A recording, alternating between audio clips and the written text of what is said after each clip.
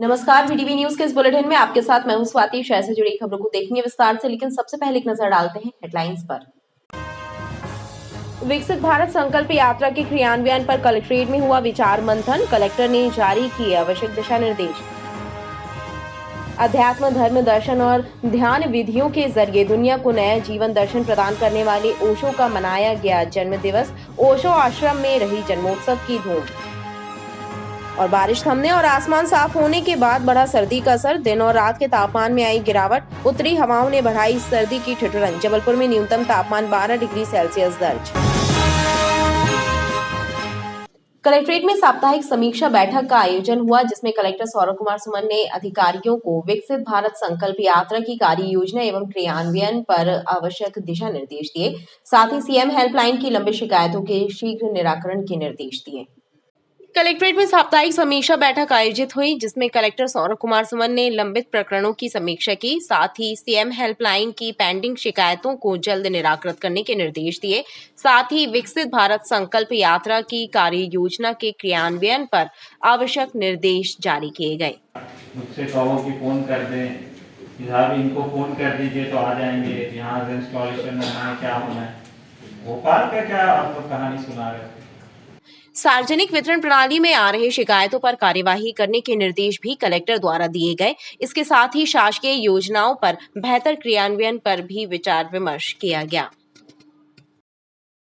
नेताजी सुभाष चंद्र बोस केंद्रीय कारागार में इन दिनों किसी कॉलेज जैसा नजारा है, जहां जेल बंदी बीए और एमबीए की परीक्षाएं दे रहे हैं। जेल प्रशासन का कहना है कि बंदियों के शैक्षणिक स्तर को सुधारने की कोशिशें लगातार जारी हैं। नेताजी सुभाष चंद्र बोस सेंट्रल जेल में इन दिनों बीए और एमबीए की परीक्षाएं आयोजित हो रही हैं। इसमें 21 जेल बंदी बीए की परीक्षा दे रहे हैं और 4 जेल बंदी एमबीए की परीक्षा में शामिल हो रहे हैं। इंदिरा गांधी राष्ट्रीय मुक्त विश्वविद्यालय के तत्वावधान में ये दोनों परीक्षाएं आयोजित हो रही हैं। वर्तमान में जेल में बीए के 21 बंदी हैं जो इंदिरा गांधी राष्ट्रीय मुक्त विश्वविद्यालय से परीक्षा दे रहे हैं। वर्तमान में परीक्षाएं चालू है और एमबीए के भी 4 विद्यार्थी हैं जो फर्स्ट ईयर पास हो गए हैं और सेकेंड ईयर का पढ़ रहे हैं। और नए एडमिशन में एमबीए में 3 विद्यार्थियों का और चयन हुआ है। बाकायदा जैसा बाहर स्कूल कॉलेज रहते उसी टाइप से क्लासेस लगती है और बाहर के टीचर भी आते हैं। हमारे स्टाफ में भी टीचर हैं पढ़ाने के लिए। आज्ञाराम मौर्य हैं टीचर, वो पढ़ाते हैं। जेल प्रशासन का कहना है कि जेल बंदियों के शैक्षणिक विकास के लिए लगातार प्रयास किए जा रहे हैं, ताकि जब ये जेल बंदी अपनी सजा पूरी करके समाज में वापस लौटें तो इनका पुनर्वास आसानी से हो सके। ये लोग समाज की मुख्य धारा में शामिल हो सकें। एमपी स्टूडेंट यूनियन के छात्रों ने सोमवार को एसपी कार्यालय में जमकर प्रदर्शन किया। छात्र संगठन ने आरोप लगाया कि हेलमेट चेकिंग अभियान के नाम पर पुलिस बेरोजगार युवाओं को टारगेट कर अवैध वसूली कर रही है। एमपी स्टूडेंट यूनियन के छात्रों ने सोमवार को एसपी कार्यालय में प्रदर्शन और नारेबाजी की। स्टूडेंट के प्रदर्शन को देखते हुए कार्यालय में भारी पुलिस बल तैनात किया गया। स्टूडेंट्स ने आरोप लगाया कि पिछले कुछ माहों में हेलमेट चेकिंग के नाम पर स्टूडेंट्स को परेशान किया जा रहा है। चेकिंग पॉइंट लगाकर अवैध वसूली की जा रही है, जिससे स्टूडेंट परेशान है। स्टूडेंट यूनियन के पदाधिकारियों ने पुलिस अधिकारियों से मांग की है कि ट्रैफिक नियमों का उल्लंघन करने वाले वाहन चालकों पर ई चालान से कार्रवाई की जाए, ताकि अवैध वसूली पर रोक लग सके।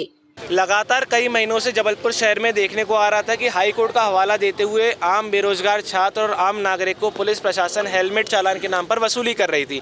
हमारा कहना है, जब चौगड्डों पे सीसीटीवी कैमरेस लगे हैं, करोड़ों रुपए की व्यवस्था करी गई है, तो ई चालान कराया जाए, क्योंकि यहाँ पे जो पुलिस के लोग हैं माननीय माइलॉर्ड से बढ़कर बन गए हैं। जिसको चाहते हैं रियायत दे रहे हैं, जिसका चाह रहे हैं चालान काट रहे हैं, पर बेरोजगार छात्रों को ही इसका वो खामियाजा भुगतना पड़ता है। तो हमने आज पुलिस प्रशासन को चेताया है कि अगर आपको हेलमेट चेकिंग करना है, हेलमेट का चालान करना है, तो ई चालान सीसीटीवी के माध्यम से होनी चाहिए। पुलिस चेक पोस्ट ना लगाए, उससे एक्सीडेंट को खतरा होता है। और जो अवैध होर्डिंग जबलपुर शहर में जगह जगह डिवाइडर पे लगे हैं, वो भी एक्सीडेंट को कहीं ना कहीं दावत दे रहे हैं।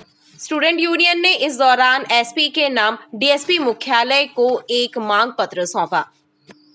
छात्र संगठन ने हेलमेट अभियान को लेकर ज्ञापन दिया है। उसके अलावा जो शहर में तमाम जगह होर्डिंग लगे हुए हैं, उनके संबंध में ज्ञापन दिया है और इसमें जो भी है नियमतः हम कार्रवाई करवाएंगे।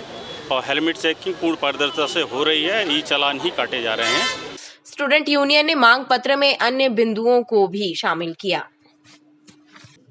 तीरंदाजी के नेशनल टूर्नामेंट में सिल्वर और ब्रॉन्ज मेडल हासिल कर शहर को गौरवान्वित करने वाली छात्रा का स्टेशन पर भव्य स्वागत किया गया।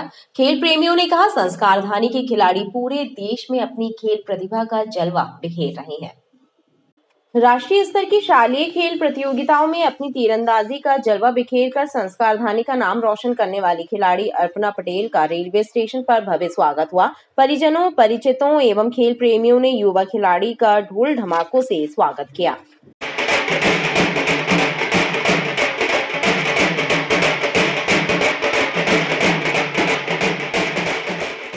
गुजरात से खेल के आ रही हूँ। नडियाद में था मेरा टूर्नामेंट और मुझे सचिन सर सिखाते हैं। मैं 66 स्कूल गेम्स नेशनल AGFI से 30 मीटर में मेरा 3rd रैंक एंड ओवरऑल में मैं सिल्वर मेडलिस्ट। कैसा लग रहा है? और बहुत अच्छा लग रहा है। सरस्वती स्कूल में मैं पढ़ती हूँ, आधारताल में। गुजरात में हुई नेशनल टूर्नामेंट में भाग लेकर अपने शहर लौटी अर्पणा पटेल ने बताया कि अंतर्राष्ट्रीय तीरंदाजी स्पर्धा में देश के लिए स्वर्ण पदक जीतना उनका लक्ष्य है।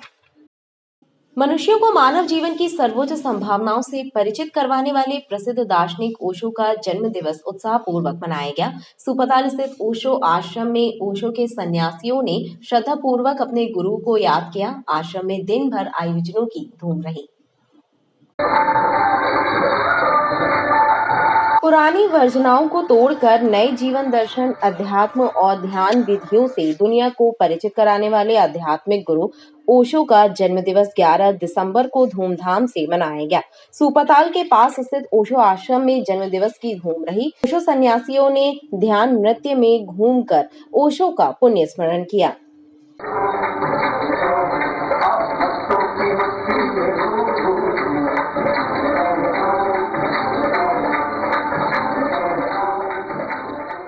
आज ओशो सेलिब्रेशन, ओशो जन्म उत्सव यहाँ पे बड़ी धूमधाम से मनाया जा रहा है और इस सेलिब्रेशन के लिए देश एवं विदेश से लोग भी यहाँ पर उपस्थित हैं। और जैसा कि सबको विदित है कि ये ध्यान का मंदिर है, प्रेम का मंदिर है और ओशो जगत का मंदिर है और इन्हीं सब आदियों में ओशो ने ध्यान किया है और ध्यान करवाया है और यहीं से उठ के वो देश विदेश और अमेरिका जैसे देशों तक अपनी रोशनी को उज्जवल किया है। हमारा जबलपुर एक स्वर्ग है और जबलपुर के लिए एक सौभाग्य की बात है कि यहाँ ध्यान का मंदिर है। हमारे सदगुरु का जो वचन था वो ये था कि उत्सव अमार जाति, आनंद अमार गोत्र। इसका मतलब होता है कि हमें किसी भी क्षण को उत्सव के रूप में मनाना है। और ओशो जैसा व्यक्ति इस पृथ्वी पे कृष्ण के बाद संपूर्ण अस्तित्व को स्वीकार करने वाले, ये ऐसे सदगुरु ने इस पृथ्वी पे जन्म लिया जिन्होंने पूरे अस्तित्व को स्वीकार किया है। ओशो मीन्स यस, जहां कहीं नो नहीं होता है, सारे अस्तित्व का, हर क्षेत्र का स्वीकार भाव है। तो आज ये जन्मोत्सव मना रहे हैं हम। कभी भगवान का 19 जनवरी आएगी तो मृत्यु उत्सव भी मनाएंगे। और ओशो का जो सबसे बड़ा विजन है कि उत्सव अमार जाति, आनंद अमार गोत्र, उसको यथार्थ करते हुए सारे सन्यासी यहाँ पर आज ओशो अमृत धाम आश्रम में आए हुए हैं। ओशो ने मनुष्यों को मानव जीवन की सर्वोच्च संभावनाओं से परिचित कराया। उन्होंने कहा, मनुष्य बीज है और परमात्मा वृक्ष है। हर मनुष्य के भीतर परमात्मा है। बाहर के शोर से दूर मन के भीतर चलने वाले विचारों से कैसे मुक्त होकर परमात्मा के नाद को कैसे सुने, इसके लिए उन्होंने अनेक ध्यान विधियां भी बताई जो आज भी कारगर है। रांची थाना क्षेत्र में रहने वाली एक महिला की शिकायत पर पुलिस ने ससुराल पक्ष के विरुद्ध दहेज प्रताड़ना का मामला दर्ज किया है। पीड़िता ने शिकायत दर्ज कराई थी कि उसका पति और ससुराल पक्ष 1 लाख रुपयों की मांग कर उसे प्रताड़ित कर रहे हैं।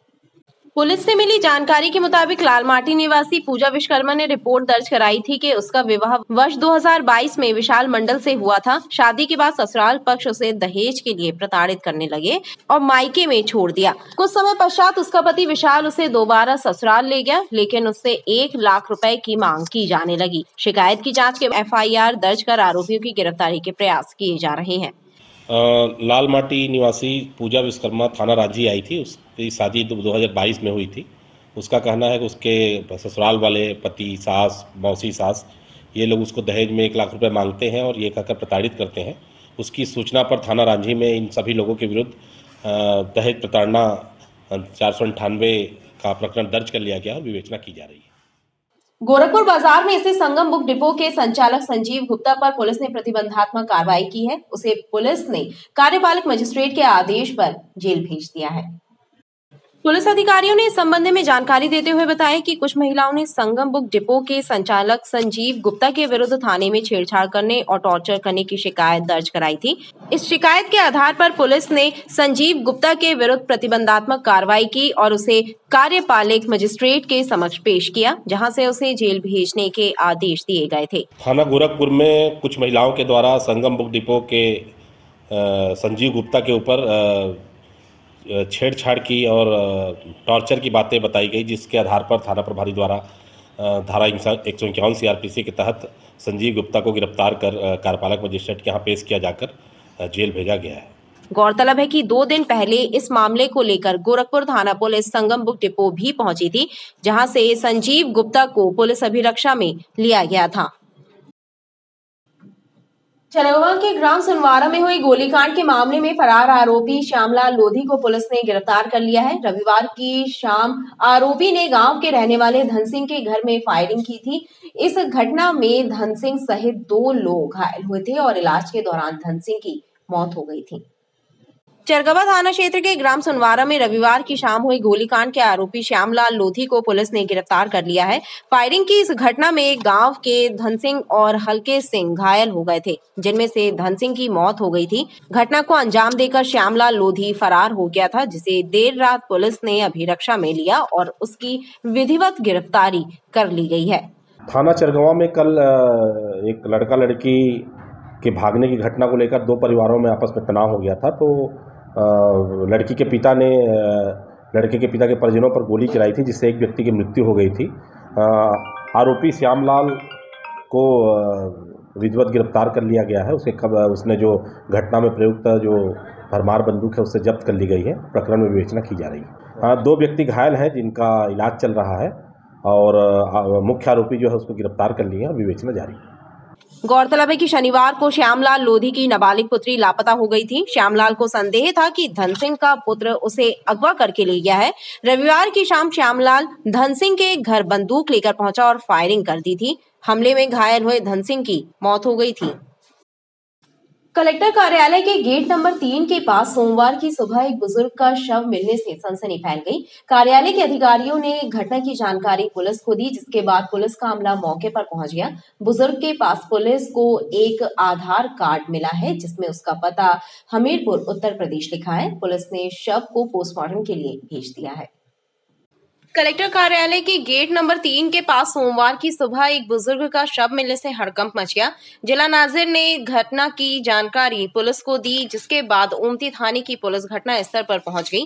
पुलिस को मृतक के सामान में एक आधार कार्ड मिला, जिसमें उसका नाम गेंदी और पता हमीरपुर उत्तर प्रदेश लिखा है। इस आधार पर पुलिस मृतक की शिनाख्त के प्रयास कर रही है।